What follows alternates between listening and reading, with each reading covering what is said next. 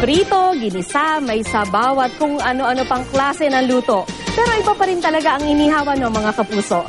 Mapawaw sa iba't ibang inihaw sa ulat ni Dano Tingkung.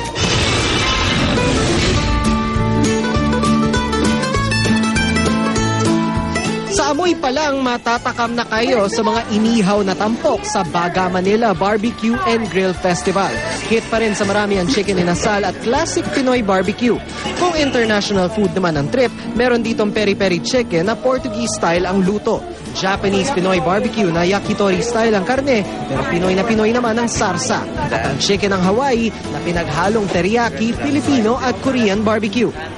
They had a big griller, really. About 4 drums that's open up, and then there is 2 person on each side. So when it's time to turn, then they shout at huli huli, and then they start turning the grill. Meron ding shawarma at taco at shawarma na tinawag na mezcla. Ang ilan sa dumayong foodies na pasubo sa mga pa-contest.